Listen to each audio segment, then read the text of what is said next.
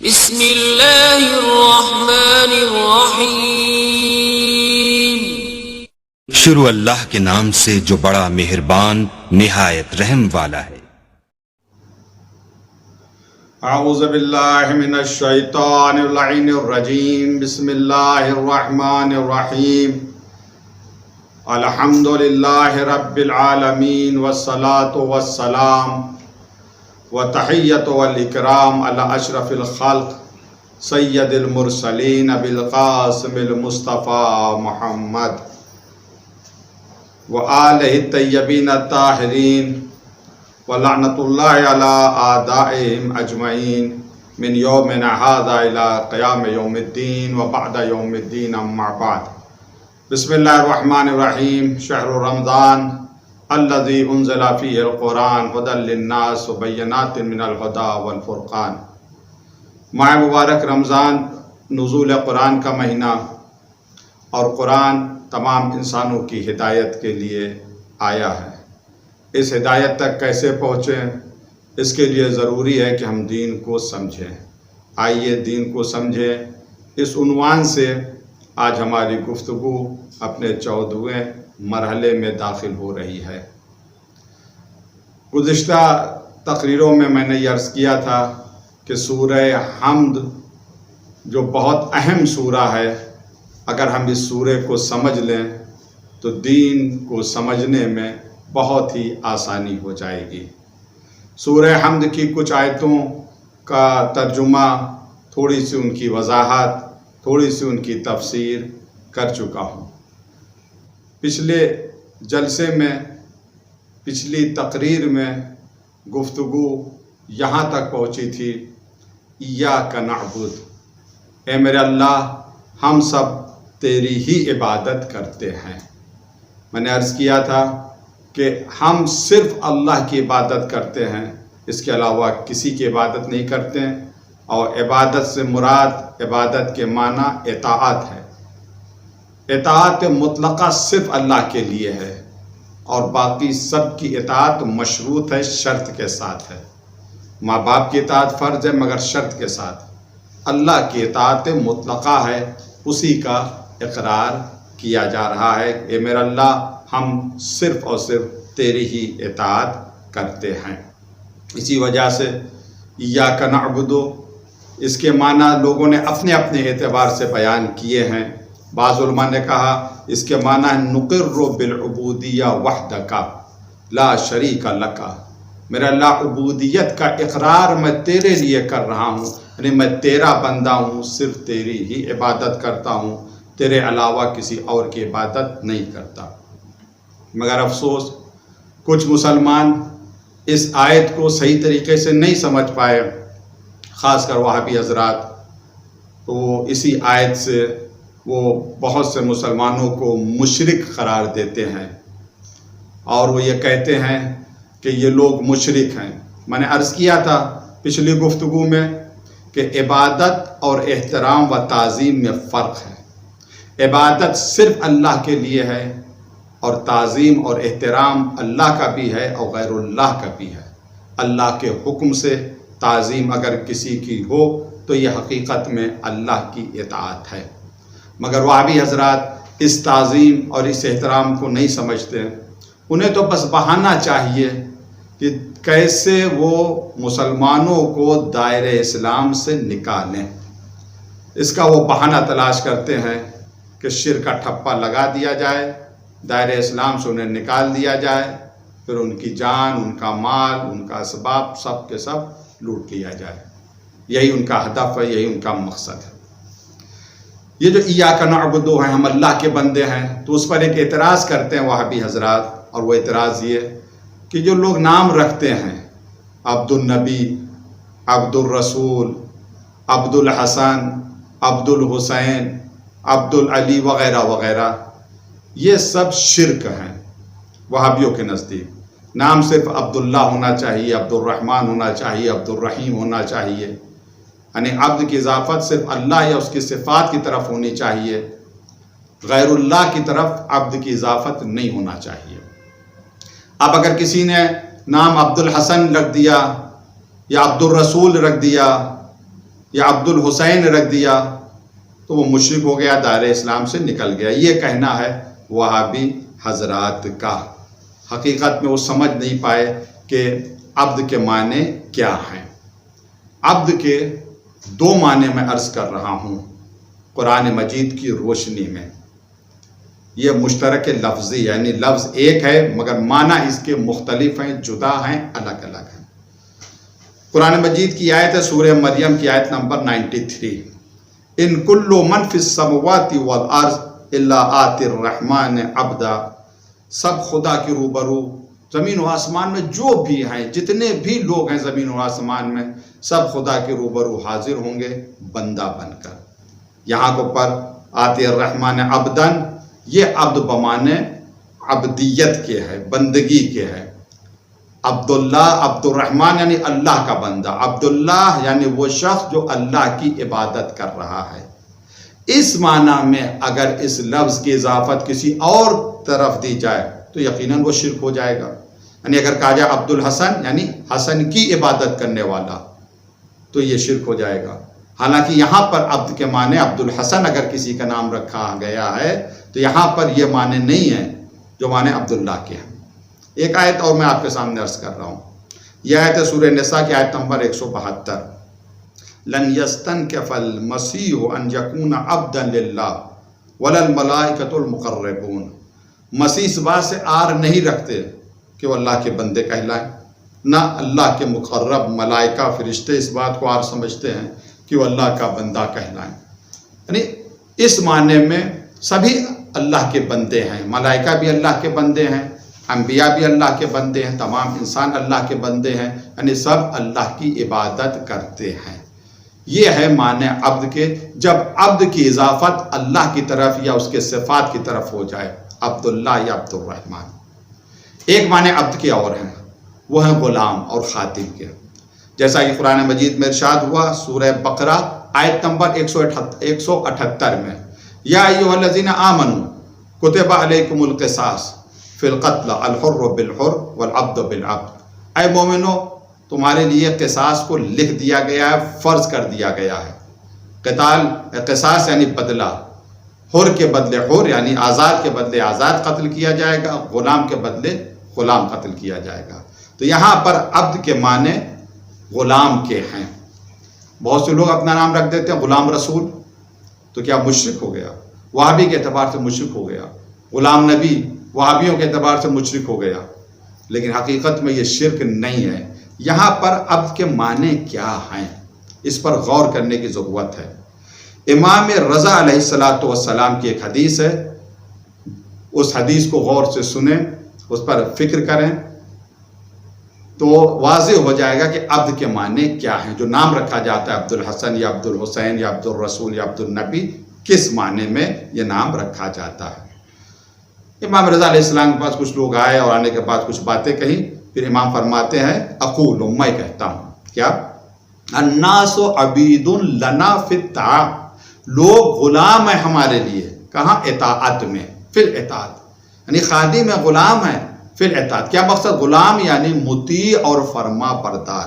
موال لنا فی الدین، اور ہم سے محبت کرتے ہیں، دین میں ہم سے محبت کرتے ہیں، یعنی دین کے لیے ہم سے محبت کرتے ہیں، کہ دین کا حکم ہے کہ ہم سے محبت کی جائے. قل لا اسألکم علیہ اجرا الا المودۃ فی القربى، یہ حکم ہے. فبلغ شاہد الغائب، فبلغ، پہنچا دے. کون پہنچا دے؟ شاہد پہنچا دے غائب تک ہمارا یہ پیغام. کون فرما رہے ہیں؟ امام رضا علیہ السلام. اب الناس عبید لنا، انسان لوگ ہمارے غلام ہیں. کہاں پہ؟ عبادت میں ہمارے غلام ہیں؟ نہیں، فی الطاعات، اطاعت میں ہمارے غلام ہیں. تو یہاں کو پر لفظ جو عبد آیا ہے، جب اہل بیت کی طرف منسوب کریں، اضافت دیں اس لفظ کی کہ ہم اہل بیت کے عبد ہیں، تو اس کا یہ معنی نہیں کہ ہم اہل بیت کی عبادت کر رہے ہیں، بلکہ اس کے معنی یہ کہ ہم ان کے مطیع اور فرما بردار ہیں، ان کی اطاعت کرنے والے ہیں، اور ان کی اطاعت کا حکم قرآن مجید نے دیا ہے. یہ معنی ہے. وہاں بھی حضرات ابھی 200 سال پہلے تقریباً وجود میں آئے ہیں. اس سے پہلے تو اسلام تھا، اس سے پہلے تو علماء کرام تھے، ان کا تو کوئی اعتراض نہیں تھا ان ناموں کے اوپر. ان کو تو شرک کی بو نہیں آ رہی تھی ان لوگوں کو اس نام سے. انہی لوگوں کو شرک کی بو آ رہی ہے۔ دیکھیں مولا کائنات کی یہ سیرت کا واقعہ، ایک یہودی مولا کائنات کے پاس آیا، آنے کے بعد اس نے چند سوال کیے مولا کائنات سے۔ باب مدینۃ العلم نے ہر سوال کا جواب قانع کنندہ دیا، یعنی ایسا جواب دیا کہ یہودی مطمئن ہو گیا۔ اور جب مطمئن ہو گیا تو اس نے کہا کہ آپ پیغمبر ہیں، کہ آپ نبی ہیں؟ امام نے فرمایا نہیں، میں پیغمبر نہیں ہوں، میں نبی نہیں ہوں۔ ایک حسین جملہ آپ نے ارشاد فرمایا، انا عبد من عبید محمد صلی اللہ علیہ وآلہ وسلم، میں محمد کے غلاموں میں سے غلام ہوں۔ اب یہاں پر اپنی عبد کی نسبت رسول اللہ کی طرف دی۔ کیا امام علی سے بڑھ کر کوئی موحد ہو سکتا ہے؟ تصور کیا جا سکتا ہے کہ جس نے کبھی بھی بتوں کے سامنے اپنے سر کو نہیں جھکایا، جو بت شکن ہے، وہ تو اپنے آپ کو عبد محمد کہہ رہا ہے، ان کو تو شرک کی بو نہیں آ رہی ہے، مگر یہ وہابی حضرات ہیں، انہیں اس کلمے سے شرک کی بو آ رہی ہے۔ یہ بغض اہل بیت میں ان کے اعضاء و جوارح نے کام کرنا بند کر دیا ہے۔ اب یہاں کو پڑھیے، اصحاب کرام رضی اللہ تعالی عنہم، ان میں سے کتنے اصحاب ایسے ہیں کہ جن کا نام عبد اور عبد کی اضافت غیر اللہ کی طرف۔ اب میں سب کا نام لوں تو فہرست بہت طویل ہو جائے گی۔ جیسے ایک صحابی ہیں عبد عمر بن کعب، عبد الحارث وغیرہ وغیرہ۔ اصحاب کی بات جاننے دیجیے، خود ہمارے نبی صلی اللہ علیہ وآلہ وسلم کے دادا، ان کا کیا نام تھا؟ عبد المطلب۔ والد کا نام عبداللہ، دادا کا نام عبد المطلب۔ مطلب کے اب پیغمبر نے تو نام نہیں بدلا، حالانکہ سیرت پیغمبر صلی اللہ علیہ وآلہ وسلم میں ہمیں یہ ملتا ہے کہ پیغمبر کو جو نام پسند نہیں ہوتا تھا، پیغمبر اس کا نام بدل دیتے تھے، لیکن اپنے دادا کا نام نہیں بدلا۔ اگر اس لفظ سے، یعنی اگر عبد کی اضافت غیر اللہ کی طرف ہو جائے، اگر اس سے شرک کی بو آ رہی ہوتی تو پیغمبر اپنے دادا کا نام یقیناً بدل دیتے۔ نام نہیں بدلا، بلکہ اس سے بڑھ کر پیغمبر فرماتے ہیں جنگ حنین کے موقع پر جب تمام مسلمان بھاگ گئے تھے پیغمبر کو چھوڑ کر، جنگ حنین کے موقع پر پیغمبر تنہا تھے، ایسے موقع پر پیغمبر نے فرمایا انا نبی لا اکذب، میں نبی ہوں، جھوٹا نبی نہیں ہوں، جھوٹ نہیں بولتا۔ انا ابن عبد المطلب، میں عبد المطلب کا فرزند ہوں۔ مقام فخر میں پیغمبر کہہ رہے ہیں میں عبد المطلب کا فرزند ہوں۔ تو پیغمبر تو فخر کر رہے ہیں، اصحاب اپنا نام رکھ رہے ہیں، اور وہابی حضرات کو ان اسما سے شرک کی بو آتی ہے، وہ مشرک قرار دیتے ہیں۔ اگر کسی نے اپنے لڑکے کا نام عبد الحسن رکھ دیا، یا عبد الحسین رکھ دیا، یا عبد النبی یا عبد الرسول رکھ دیا تو وہ مشرک ہو گیا۔ غلام رسول ہے تو وہ مشرک ہو گیا، نعوذ باللہ من ذالک۔ ان کو شرک کی بو آتی ہے، حالانکہ صحاب کا بھی نام بھی تھا، پیغمبر کے دادا کا بھی نام تھا۔ امام شافعی، آپ اہل سنت کے بہت بڑے عالم گزرے ہیں، ایک فرقے کے آپ امام ہیں۔ جب آپ سے کہا گیا کہ امام علی علیہ السلام کی فضیلت بیان کریں، ان کے فضائل بیان کریں، تو آپ نے ایک شعر کہا، انا عبد لفتى، میں عبد ہوں، غلام ہوں، کس کا؟ لفتى، ایک جوان کا، انزل فیہ حل اتا، جس کے بارے میں سورہ حل اتا نازل ہوا ہے، الی متی اکتمہ، کب تک میں اس بات کو چھپاؤں، الی متی، آخر کب تک چھپاؤں، آخر کب تک چھپاؤں۔ تو یہاں پر امام شافعی آپ نے بھی یہ کہا کہ میں عبد ہوں، کس کا؟ لفتى، ایک جوان کا، یعنی امام علی علیہ السلام۔ تو کیا امام شافعی بھی مشرک ہو گئے؟ مسلمانوں سوچو، غور کرو کہ وہابی حضرات کس طرف لے کے جا رہے ہیں اسلام کو اور مسلمانوں کو۔ انہیں ہر جگہ شرک نظر آتا ہے، یہ سمجھے ہی نہیں کہ حقیقت توحید کیا ہے، حقیقت شرک کیا ہے، یہ اسے نہیں سمجھے۔ یہ لفظ بالکل ایسے ہی ہے، لفظ عبد، جیسے لفظ رب ہے۔ لفظ رب اللہ کے لیے بھی استعمال ہوتا ہے، غیر اللہ کے لیے بھی استعمال ہوتا ہے، دونوں کے لیے استعمال ہوتے ہیں۔ جیسے ہم کہتے ہیں الحمدللہ رب العالمین، حمد ہے اللہ کے لیے جو عالمین کا رب ہے، عالمین کا پالنے والا ہے۔ رب کے معنی پروردگار کے ہیں، اللہ کے لیے استعمال ہوگا۔ اس معنی میں اگر لفظ رب کوئی بندوں کے لیے استعمال کرے تو مشرک ہوگا، لیکن یہ لفظ استعمال ہوتا ہے۔ رب البیت کہتے ہیں گھر کا مالک، رب کے ایک معنی مالک کے بھی ہیں، صاحب کے بھی ہیں۔ تو یہ لفظ کہتے ہیں، اس کو کہتے ہیں مشترک ہے لفظی۔ لفظ ایک ہے مگر معنی میں جو ہے ایک لفظ ہے، مگر معنی اس کے الگ الگ ہے۔ لفظ مشترک ہے مگر معنی الگ الگ ہے۔ رب یعنی پروردگار، رب العالمین. یہی لفظ رب دوسروں کے لیے استعمال ہوتا ہے. خود جناب یوسف کا واقعہ دیکھیں، جب آپ قید خانے میں تھے، دو لوگوں نے خواب دیکھا، آپ نے تعبیر بتائی، اور جس کے بارے میں ان کا گمان تھا کہ یہ جیل سے چھوٹ جائے گا اور بادشاہ کے پاس پہنچے گا، اس سے مخاطب ہو کر کیا جناب یوسف فرماتے ہیں؟ قال للذی ظن انہ ناج، اس سے کہا جس کے بارے میں ان کا گمان تھا کہ اس کو نجات مل جائے گی، یعنی جیل سے چھوٹ جائے گا اور بادشاہ کے دربار تک پہنچ جائے گا. کیا کہا؟ اذکرنی عند ربک، اذکرنی مجھے یاد رکھنا، مجھے یاد کرنا، عند ربک اپنے رب کے پاس. یہ عام انسان نہیں کہہ رہا، جناب یوسف کہہ رہے ہیں.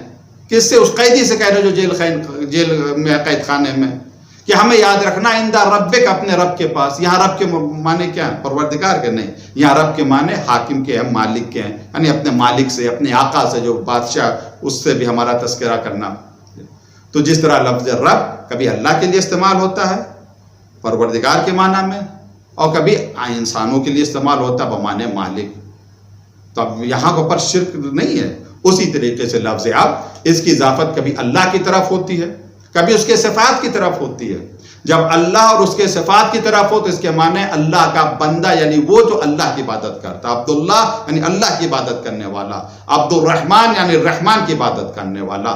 لیکن اگر یہی لفظ غیر اللہ کی طرف مضاف ہو جائے، اضافت ہو جائے، عبد الحسن، حسن، تو یہاں پہ نہیں کہیں گے حسن کی عبادت کرنے والا. عبد الحسین، یہ نہیں ترجمہ ہوگا کہ حسین کی عبادت کرنے والا.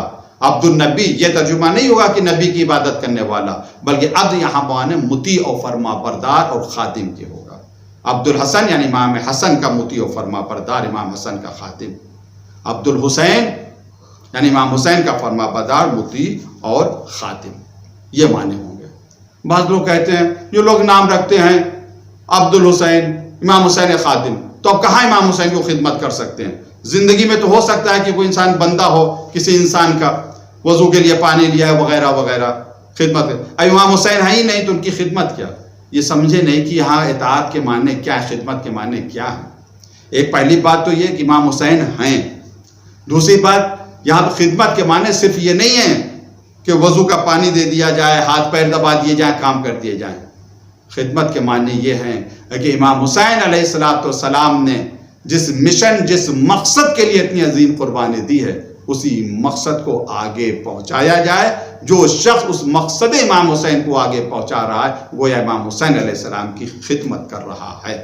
یہ معنی ہیں خادم امام حسین علیہ السلام پہ. بہرحال اب گفتگو کو یہاں پر روکتے ہیں. ایاک نعبد، اے میرا اللہ ہم تیری عبادت کرتے ہیں. عبادت صرف اللہ کی ہے، اللہ کے علاوہ کسی اور کی عبادت جائز نہیں ہے. ہاں احترام ہے، انبیاء کا بھی احترام ہے، ائمہ کا بھی احترام ہے، رسول کا احترام ہے، اولیاء خدا کا بھی احترام ہے. تعظیم اور احترام الگ ہے، اللہ کی عبادت الگ ہے. دونوں کو مکس نہ کریں جیسے وہابیوں نے مکس کر دیا ہے. دوسری آیت، ایاک نستعین، اے میرے اللہ ہم صرف اور صرف تجھ ہی سے مدد مانگتے ہیں، تیرے علاوہ کسی سے مدد نہیں مانگتے. ایاک نستعین، مدد تجھ سے. پہلے ہے ایاک نعبد، اس کے بعد ہے ایاک نستعین. اس سے علماء نے ایک نقطے کو بیان کیا، اور نقطہ یہ ہے کہ عبادت اس وقت تک نہیں ہو سکتی جب تک اللہ کی مدد شامل حال نہ ہو. جب تک توفیق خدا شامل حال نہ ہو، انسان اپنا سر سجدے میں نہیں رکھ سکتا، عبادت نہیں کر سکتا. وہ عبادت جو بارگاہ حق میں قبول ہو. اسی وجہ سے انسان کہہ رہا ہے میرا اللہ تیری عبادت کرتا ہوں اور تجھی سے مدد مانگتا ہوں، تو میری مدد کر تاکہ میں تیری وہ عبادت کر سکوں جو تیری بارگاہ میں قبول ہو سکے. اب یہاں کے اوپر بھی وہابی حضرات کہتے ہیں جس طرح سے اللہ کی صرف عبادت ہے، غیر اللہ کی عبادت نہیں ہے، اگر کوئی غیر اللہ کی عبادت کرے وہ مشرک ہے، ویسے ہی استعانت یعنی مدد مانگنا، صرف اللہ سے مدد مانگنی چاہیے، اللہ کے علاوہ کسی سے بھی مدد نہیں مانگنی چاہیے. اگر کسی نے غیر اللہ سے مدد مانگی تو مشرک ہو گیا، دائرہ اسلام سے نکل گیا. صرف یا اللہ کہو بس، یا رسول اللہ کہنا شرک ہے، یا علی کہنا شرک ہے، یا حسن یا حسین یا فاطمہ کہنا شرک ہے. یہ کون کہتا ہے؟ یہ وہابی حضرات کہتے ہیں. انہیں نہ جانے کیوں حرف ندا سے اتنی چڑ ہے، سمجھ نہیں پائے یہاں کو پر کہ اس ایاک نستعین کے معنی کیا ہیں. اگر لفظ ندا سے انہیں اتنی زیادہ چڑ ہے تو قرآن مجید میں حرف ندا یعنی یا کم سے کم آپ دیکھیں جا کے 360 مرتبہ یہ حرف ندا قرآن مجید میں استعمال ہوا ہے. آواز دی ہے ندا، یا اللہ اے میرے اللہ. تو وہ کہتے ہیں جس طرح سے آپ نے پکار دیا یا اللہ اے میرے اللہ، اب ایسے اگر کسی بندے کو پکار دیں گے تو شرک ہو جائے گا. نہیں، شرک نہیں ہوگا. یا حرف ندا قرآن میں استعمال ہوا ہے، کن کن معنوں میں استعمال ہوا ہے آپ غور کریں اس کے اوپر. وہابیوں کو غور کرنا چاہیے. خود اللہ نے اس یا کو استعمال کیا. جناب آدم سے مخاطب ہو کر فرمایا اللہ تبارک و تعالیٰ نے، یا آدم اسکن انت و زوجک الجنہ، اے آدم تم اور تمہاری بیوی دونوں جنت میں رہیں. یا آدم، اے آدم. یا ایھا الذین آمنوا، اس طرح کی آیت کتنی قرآن میں مل جائیں گے. اے صاحبان ایمان. یا ایھا الناس، اے لوگوں. خود ملائکہ نے بھی اس لفظ یا کو استعمال کیا ہے. وَإِذْ قَالَتِ الْمَلَائِكَةُ يَا مَرْيَمَ إِنَّ اللَّهَ اصْطَفَاكِ وَطَهَّرَكِ وَاصْطَفَاكِ عَلَى النِّسَاءِ الْعَالَمِينَ. جب ملائکہ نے کہا اے مریم، اللہ نے تمہیں چن لیا، تمہیں پاک کیا اور تمہیں چن لیا، اور نساء العالمین، عالمین کی عورتوں پر، جو تمہارے زمانے کی جتنی عورتیں سب میں اگر انتخاب کیا تو صرف تمہارا انتخاب کیا. سورہ آل عمران آیت نمبر 42. یہاں کے اوپر بھی یہ حرف ندا یہ استعمال ہوا. جو کہتے ہیں یا اللہ کہو اور یا رسول اللہ نہ کہو. ایک اور آیت ہے قالوا یا ابانا، یہ کون سی آیت؟ جناب یوسف کے بھائی جب انہیں احساس ہو گیا کہ ہم غلطی پر آئے، ہم نے گناہ کیا، اپنی غلطی کا، اپنے گناہ کا اعتراف کیا، تو اپنے بابا یعنی جناب یعقوب سے کہتے ہیں یا ابانا، اے میرے بابا، استغفر لنا، استغفر لنا، طلب مغفرت کی دعا کرے ہمارے لیے، ذنوبنا، ہمارے گناہوں کی مغفرت کی دعا کرے. یا ابانا، اے میرے بابا. اب میرا وسیلہ وہ ٹاپک نہیں ہے کہ میں اس کے بارے میں کچھ عرض کروں، لیکن بات آئی تو میں عرض کرتا ہوں. وہابی حضرات کہتے ہیں کسی اللہ سے دعا مانگو اور اس کے علاوہ کسی سے نہیں، کسی کو وسیلہ نہ بناؤ. وسیلہ بنانے کی ضرورت کیا ہے؟ وہ تو سب سے زیادہ قریب ہے. خود وہ کہہ رہا ہے کہ میں رگ گردن سے زیادہ قریب ہوں. جو اتنا قریب ہے اس تک پہنچنے کے لیے غیر اللہ تو اللہ سے دور ہوتا ہے، تو جو دور ہے اس کو وسیلہ کیسے بنایا جائے؟ بے شک اللہ قریب ہے، من حبل الورید، شہ گردن سے زیادہ قریب ہے. لیکن اس قربت کے معنی تو سمجھے. اگر اس کے یہی معنی ہے کہ وسیلے کا انکار کر دیں، اللہ قریب ہے، جب اللہ سب سے اتنا قریب ہے تو کیا ضرورت ہے اسے کہ نبیوں کا انتخاب کرے، انبیاء کا انتخاب کرے؟ کیوں رسول کو اس نے بھیجا؟ کیوں انبیاء کو بھیجا؟ سب سے قریب ہے تو اللہ خود ہی وہی کرتے ہر قلب کے اوپر، ہر دل کے اوپر، ہر ذہن کے اوپر. قریب ہے، اتنا قریب ہے تو اسے چاہیے کہ وہی کر دیتا. یہ سلسلہ کیوں اس نے رسولوں کا اختیار کیا، انبیاء کا اختیار کیا؟ یعنی اپنا پیغام پہنچا رہا ہے رسول کے ذریعے سے، وسیلہ بنا رہا ہے. اپنے تک اگر بلا رہا ہے تو ایسے ہی بلا لے گا کیونکہ قریب ہے وہ. اس قربت کے معنی کے سمجھنے کی ضرورت ہے.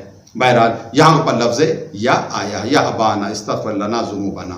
اس پر جناب یعقوب نے کہا قالا سوف استغفر لکم ربی، میں ان قریب تمہارے رب سے تمہاری مغفرت کی دعا کروں گا. یہاں پر جناب یعقوب کو کہنا چاہیے دیکھیے شرک اور توحید کا پیغام ہر نبی نے دیا ہے، اس میں کوئی چینجنگ نہیں آئی، اس میں کوئی تبدیلی نہیں آئی ہے. اگر یہ شرک ہوتا تو جناب یعقوب ٹوک دیتے اپنے بچوں کو، کہتے تم خود جا کے توبہ کرو، تم خود جا کے طلب مغفرت کی دعا کرو، مجھ سے کیوں کہہ رہے ہو؟ مگر جناب یعقوب کیا فرما رہے ہیں؟ قال سوف استغفر لکم ربی، میں ان قریب، سوف ان قریب تمہاری مغفرت کی دعا اپنے رب سے کروں گا. تو بہرحال یہ وسیلہ جو ہے ضروری ہے. یہ لفظ یا سے جو ان کو چڑ ہے، مجھے نہیں پتا کس وجہ سے چڑ ہے. یا کا خطاب تو سب سے ہوا. یہ لفظ یا قرآن مجید میں نے عرض کیا 360 مرتبہ یہ لفظ استعمال ہوا ہے. اب یہاں کے اوپر ایک اہم آیت ہے، اسے میں ذکر کرنا چاہتا ہوں، اس پر تھوڑا سا غور کریں. کہتے ایاک نستعین، وہابی حضرات کہتے ایاک نستعین، ہم صرف مدد تجھ سے مانگتے ہیں. تو صرف یا اللہ کہو. یا علی کہا شرک ہو گیا، یا حسن کہا شرک ہو گیا، یا حسین کہا شرک ہو گیا. کسی ولی خدا کو پکارا، تمہارا پکارنا شرک ہو گیا. کیسے شرک ہو جائے گا؟ قرآن کی آیتیں پڑھیں.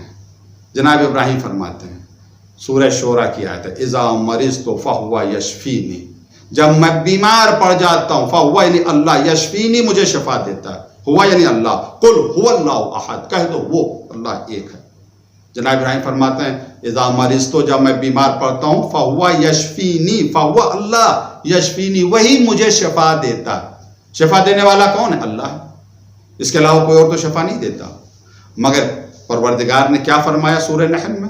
جب شہد کی مکھیوں کا ذکر کیا تو پروردگار نے کیا فرمایا؟ یخرج من بطونها شراب مختلف الوانہ فیہ شفاء للناس، اس کے پیٹ سے، اس کے شکم سے ایک مشروب نکلتا ہے، بہنے والا مشروب نکلتا ہے جس میں لوگوں کے لیے شفا ہے۔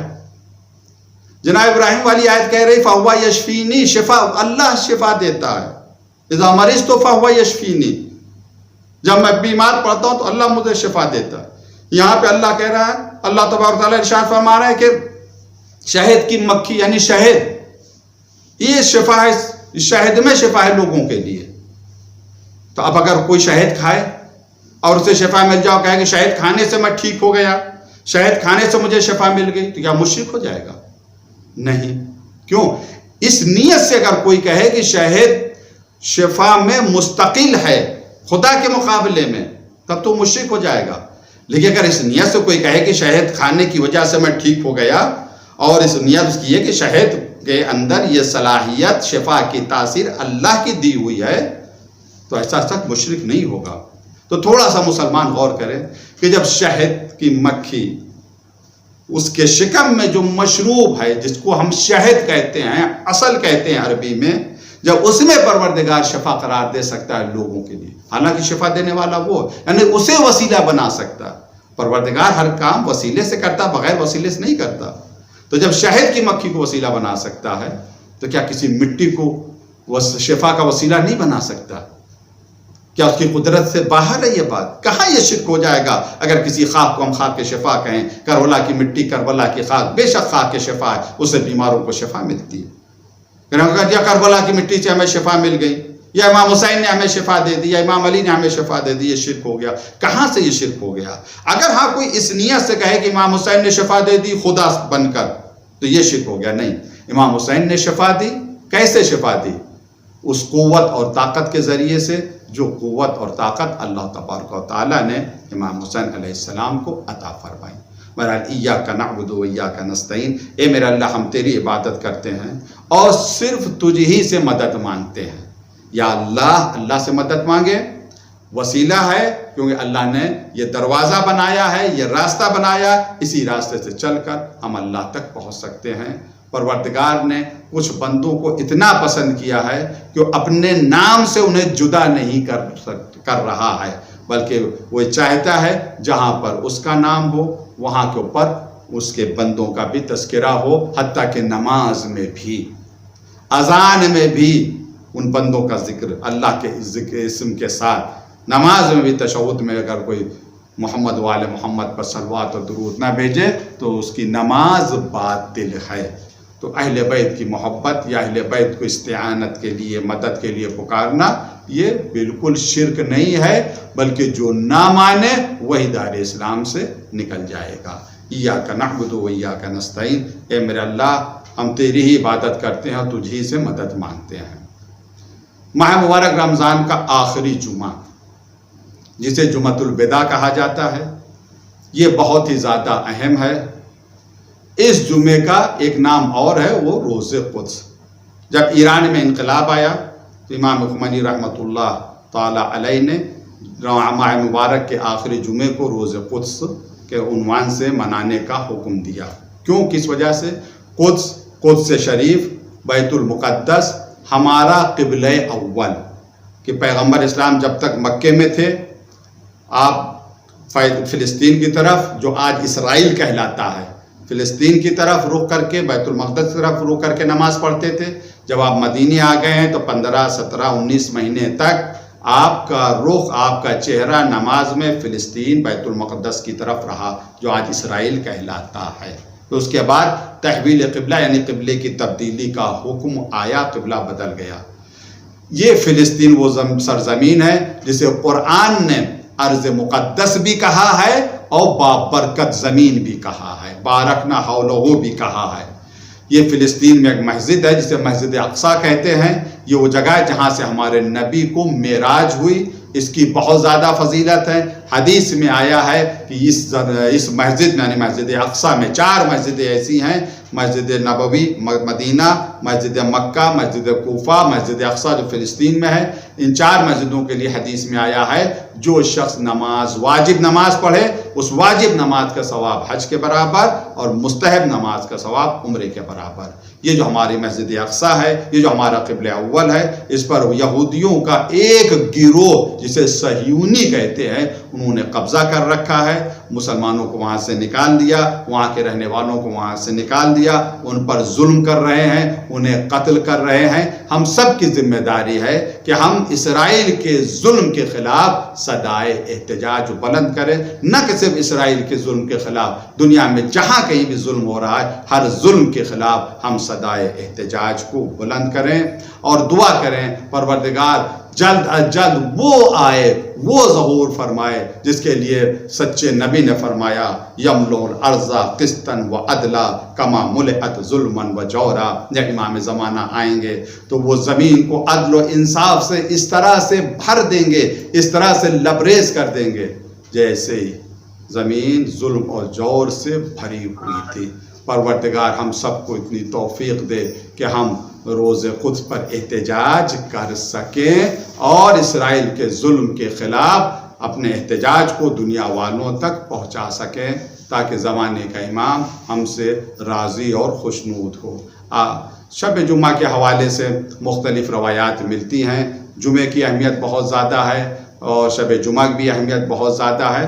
میں صرف ایک واقعہ آپ کے سامنے عرض کرنا چاہتا ہوں جس کا تعلق شب جمعہ سے ہے۔ مرحوم کافی نے اس واقعے کو بیان کیا ہے۔ مرحوم کافی فرماتے ہیں ایران میں کسی گاؤں میں کوئی شخص تھا جس کا نام عباس تھا، ملا عباس۔ یہ ہر سال زیارت کرنے کے لیے آتے تھے کربلا مولا۔ ایک سال یہ زیارت کے لیے نہیں جا پائے۔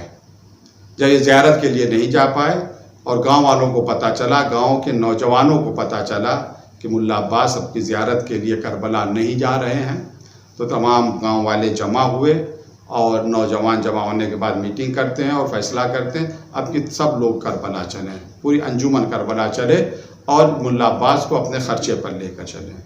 آ کر ان سے بیان کیا، یہ فوراً راضی ہو گئے۔ غرض نوجوانوں کی انجمن لے کر ملا عباس کربلا کی طرف روانہ ہوئے۔ یہ اس زمانے کا واقعہ ہے کہ جب سفر اونٹوں سے اور گھوڑوں سے ہوتا تھا۔ یہ لوگ رات ہوئی، ایک مسافر خانے میں رکے۔ یہ ملا عباس تو آتے جاتے تھے۔ یہ جب چھت کے اوپر گئے انہیں ایک روشنی نظر آئی تو یہ سمجھ گئے یہ کربلا کی روشنی ہے۔ انہوں نے نوجوانوں کو جمع کیا اور کہا نوجوانوں مجھے پتہ ہے تم بہت زیادہ تھکے ہوئے ہو، بہت لمبا سفر کر کے آئے ہو، مگر تھوڑی سی محنت سے کام لو، تھوڑی سی کوشش کرو۔ دیکھو ہمیں پتہ نہیں ہے کہ یہ آئندہ شب جمعہ ہماری زندگی میں آئے یا نہ آئے۔ کہ آپ کہنا کیا چاہ رہے ہیں؟ کہ میں کہنا چاہ رہا ہوں کہ اگر ہم لوگ چاہیں تو اس شب جمعہ ہم کربلا پہنچ سکتے ہیں۔ غرض نوجوان تیار ہو گئے اور یہ لوگ وہاں سے روانہ ہو گئے۔ رات ہی کے وقت یہ لوگ کربلا پہنچ گئے۔ اب آپ تھوڑا سا تصور کریں، نوجوانوں کا مجمع ہے، شب جمعہ ہے، حرم امام حسین علیہ السلام ہے۔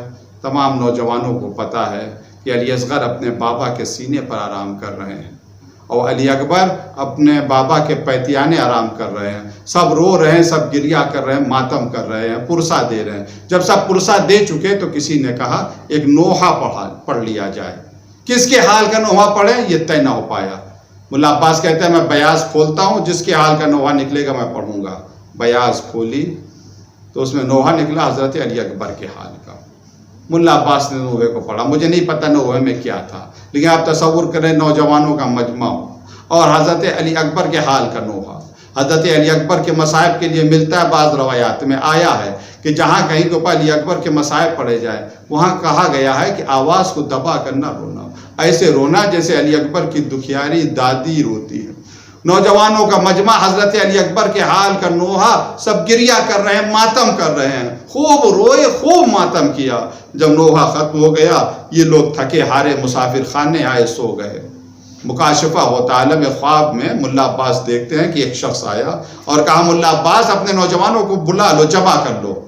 میں نے کہا کیوں؟ کہا آقا آ رہا ہے۔ میں نے کہا کون آقا؟ کہا کربلا میں فاطمہ کے لال کے علاوہ بھی کوئی آقا۔ اسی اثنا میں نے دیکھا سامنے سے نور چلا آ رہا ہے۔ ہم لوگ استقبال کے لیے کھڑا ہونا چاہتے ہیں، اٹھنا چاہتے ہیں کہ آنے والے نے کہا نہیں، اپنی جگہ بیٹھے رہو، بہت تھکے ہوئے ہو، تمہیں میرے حق کی قسم اپنی جگہ بیٹھے رہو۔ عزادارو، جتنی یہ محبت عزادار اپنے آقا سے کرتا اتنا ہی امام حسین اپنے عزاداروں سے کرتے ہیں۔ آ کر بیٹھ گئے۔ مولا آپ نے کیوں زحمت کی؟ کہا میں 3 کاموں سے تمہارے پاس آیا ہوں۔ کہا مولا کون سے 3 کام ہیں؟ کہا پہلا کام یہ، جو زائر میری زیارت کے لیے آتا ہے میں ضرور اس کی زیارت کے لیے جاتا ہوں، یہ فاطمہ کے لال کا وعدہ ہے۔ اور دوسرا کام یہ، جب اپنے گاؤں جانا تو میرے عزاداروں کو میرا سلام کہنا۔ ایک عزادار کا نام دیا، اسے میرا خصوصی سلام کہنا اور اس سے کہنا اس کی یہ خدمت مجھے بہت پسند ہے۔ بعد میں جب تحقیق کی تو معلوم ہوا کہ اس کی خدمت صرف اتنی تھی کہ یہ عزادار وہاں بیٹھتا تھا جہاں عزادار اپنی جوتیاں اتارتے تھے، یہ سب کی چپلیں صحیح کرتا تھا۔ اللہ اللہ، فاطمہ کا لال کتنا کریم ہے۔ اگر امام حسین اس سے خصوصی سلام کہلاتے، جو بڑی مجلس کرتا ہے، بہت زیادہ تبرک بڑھتا ہے، تو غریب کے دل میں ہمیشہ یہ خیال رہتا کاش میرے پاس پیسہ ہوتا، میں بڑی مجلس کرتا تو اس لائق بنتا کہ میرا مولا مجھے خصوصی سلام کہلاتا۔ مگر اسے خصوصی سلام کہلایا جو ایسی خدمت انجام دیتا ہے کہ ایسی خدمت کوئی بھی انجام دے سکتا ہے۔ اجر اللہ۔ پھر امام فرماتے ہیں تیسری بات یہ، اب جب کبھی آئندہ شب جمعہ ہو اور میرے حرم میں آؤ تو کبھی علی اکبر کے حال کا نوحہ نہ سن پڑھنا۔ میں نے کہا مولا کیا کوئی ضعیف روایت پڑھی؟ نہیں، کوئی ضعیف روایت نہیں پڑھی۔ مولا پھر کیوں منع کر رہے؟ کہ اس وجہ سے منع کر رہا ہوں، ہر شب جمعہ کو میری ماں میری زیارت کے لیے آتی ہے۔ جب سے علی اکبر کے حال کا نوحہ سنا، والی اکبرا والی اکبرا کہہ کے رو رہی ہے، میرا دل چاہتا ہے میں جناب سیدہ کی خدمت میں عرض کروں، اے بی بی، صرف علی اکبر کے حال کا نوحہ سنا تھا، آپ بے چین ہو گئی تھی، ذرا زینب کے دل سے پوچھئے کیسے زخمی سینہ دیکھا ہوگا، عثمان نے کیسے کٹا ہوا سر نو کے نیزہ پر دیکھا۔ انا للہ و انا الیہ راجعون، لا بحق زہرا و ابیہا و بالہا و بنیہا و سر المستودع۔ پروردگار ہم سب کی عبادت و قبول فرما، دنیا میں جہاں کہیں اہل بیت کے چاہنے والے ہیں سب کی جان و مال، عزت و آبرو کی حفاظت فرما۔ لاک ڈاؤن کی وجہ سے جو لوگ پریشان ہیں، خاص کر مزدور، پروردگار ان سب کی مدد فرما، ان کی جو مدد کر رہا ہے پروردگار ان سب کی توفیقات میں اضافہ فرما۔ میرے اللہ کورونا وائرس کے شر سے ہم سب کی حفاظت فرما۔ پروردگار سے واسطہ محمد و آل محمد کا، کورونا وائرس اور لاک ڈاؤن کی وجہ سے جو لوگ وطن سے دور ہیں صحیح و سالم ان کو ان کے وطن ان کے گھر والوں کے پاس پہنچا دے۔ پروردگار جو بیمار ہے سب کو شفا عطا فرما، جو مقروض ہے سب کا قرض ادا فرما، ہم سب کی حاجتوں کو پورا فرما، ہماری پریشانیوں کو دور فرما۔ پروردگار ہمارے اعزاء و رشتہ دار بالاخص والدین مرحوم ان سب کی مغفرت فرما، ان کے درجات کو بلند فرما، ظہری معاملات میں تعجیل فرما، ہمیں اتنی توفیق دے اپنے امام کو پہچان سکیں، ان کی اطاعت کر سکیں۔ اللہم تقبل منا انک انت السمیع العلیم۔ 1 مرتبہ سورہ حمد اور 3 مرتبہ سورہ توحید کی تلاوت فرما کر جملہ مومنین و مومنات، خاص کر توقیر احمد ابن مقدس حسین، یہ عطا صلی اللہ علیہ وسلم کے والد ہیں جن کا آج انتقال ہوا ہے، ان کی روح کے لیے سال ثواب فرما۔